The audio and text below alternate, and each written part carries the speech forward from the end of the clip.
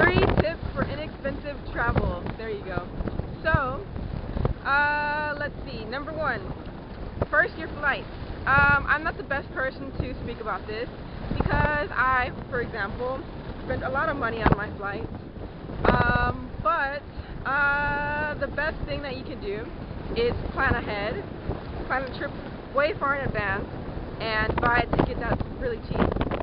Also, searching online for different sites that have last-minute deals or deals for like a few days, where you get them really quick and they're really cheap. So you can do searches for websites that have good deals, and they send you notices and things like that, so you can buy right when they have a deal and have it in advance. So that's tip number 1, is finding websites that have last minute deals or deals like for a certain period of time that are really cheap, and you can only get them for that specific time and you have to buy them on the spot. There's a lot of websites like that. You can just Google a bunch of things because, you know, the websites are different depending on what country you're coming from, where you're going, deals like that. Tip number 2 is,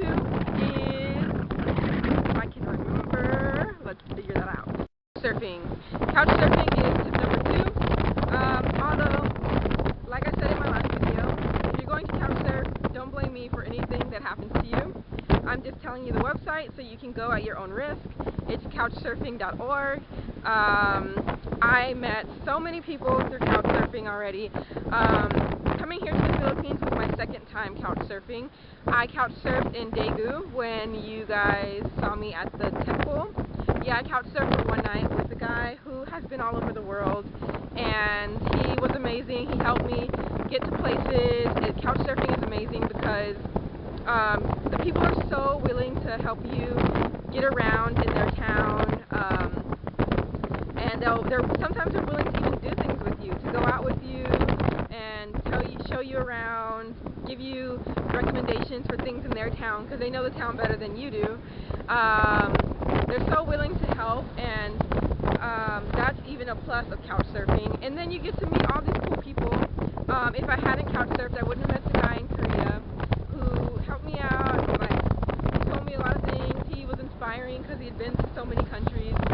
And then here in the Philippines, like I met, I couchsurfed with a guy who I didn't even spend time with him, but I ended up spending time with another couchsurfer, Kyle, and actually Fernando were couchsurfing there.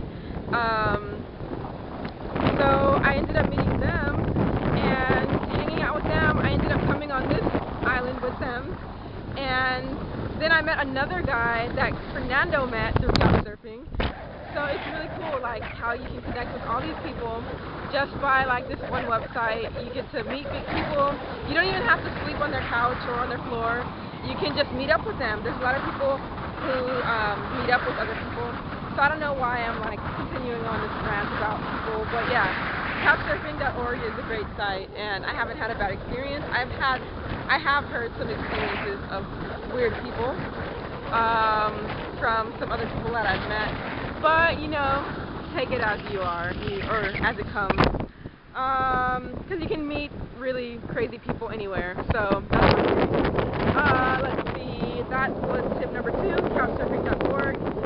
You can sleep for free, and yeah. So tip number 3 is eat the local food. If you eat the local food, it's a lot cheaper. So a lot of people travel and they try to eat like pizza or things that are not of the locals, and those things are more expensive. I'm going to turn this way. Those things are more expensive than the local food.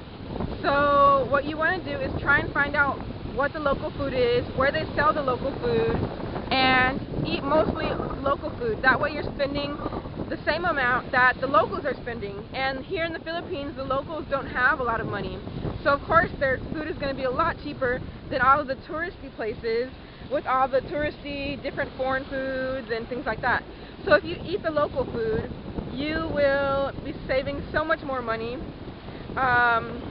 compared to all the touristy locations where only the tourists eat. So that's my video on 3 tips for inexpensive travel. Thank you guys for watching. Bye. Guys, it's Charlie, and I am going to do the video on 3 inexpensive, I can't think of what I'm inexpensive, yeah, that's not gonna happen. 3 inexpensive tips? No. Yeah, I don't know where I was going with